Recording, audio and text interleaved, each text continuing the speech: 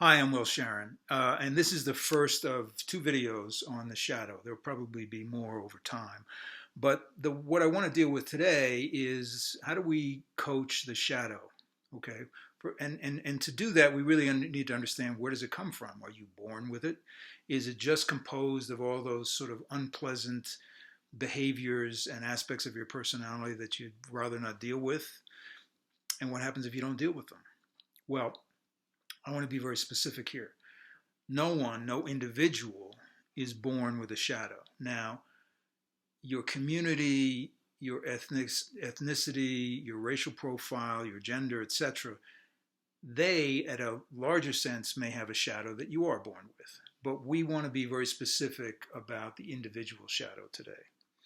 So, if you're not born with it, where does it come from? Well, it begins to be created almost from the moment of your birth, but it accelerates probably sometime just before your second birthday.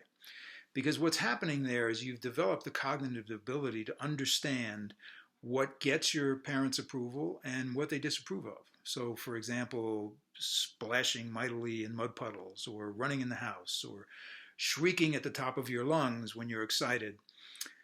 Those things you begin to recognize may result in the withdrawal of love. At least that's your experience. So you stop doing them. Well, what happens to these aspects of your personality that you stop doing? Well, Robert Bly has a wonderful metaphor. He basically says we're not born with a shadow, but we are born with this big, long, black, empty bag that we drag along behind us.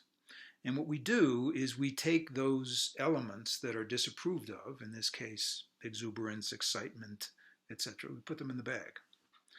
And we drag that bag along behind us. And as we grow up more and more, we go to school, we put more and more things in the bag. Why do we do that? Well, we do that because we become acculturated. We want to fit in. We want to be approved of. And I should also say that the same process takes place for those of us who were very rebellious when we were young. So what do? We took politeness and self-control and we put those things in the bag. And actually this all works fairly well as we become young adults and we want to have a career and we learn what's acceptable in particular areas of work and what's not. And again, it's important to understand that even if the areas that you work in are sort of countercultural, you're still putting aspects of yourself in the bag. Okay, so what happens when you turn around 40? That's a period in time in life, and sometimes a little later, it was in my situation, you start to think, well, let me go look in that bag. There's some things in there that I might want to take out. And you open that bag, and what you discover is that the things that you had put in there are not so happy about having been in the dark and dragged around for the better part of 4 decades. They're angry and they've regressed. And some of them are a little frightening to you. And so there is an impulse in some of us to close up the bag and pretend we never looked. Well, that could work. Life gets pretty dull when you do that. And the real problem is that those things in the bag, they have a tendency to manifest physically. And so you can actually get pretty sick by insisting on not looking in the bag. So what happens if you do?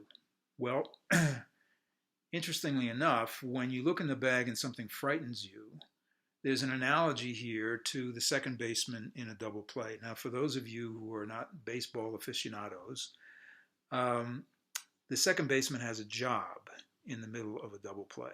And that job is to catch the ball and throw the ball as fast as he or she can. Okay? So what do?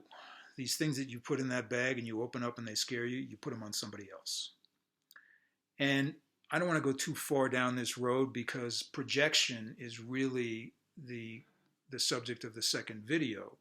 But suffice it to say that these things that you put on other people, you also have an emotional reaction to. You don't like these people.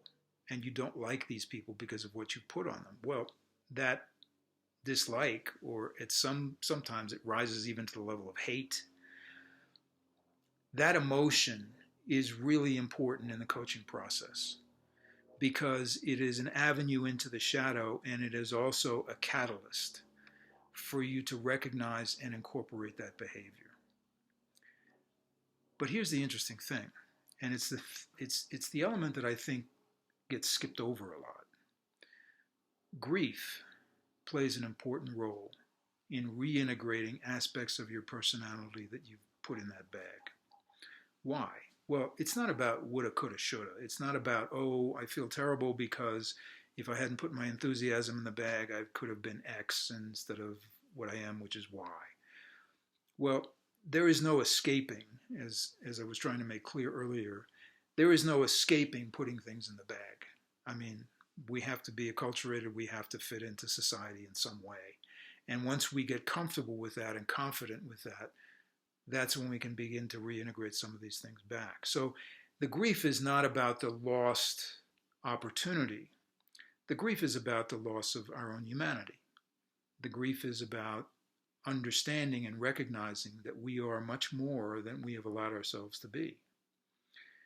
And this is where dreams come in. So I was working with a woman for a while who had just ended a pretty bad relationship.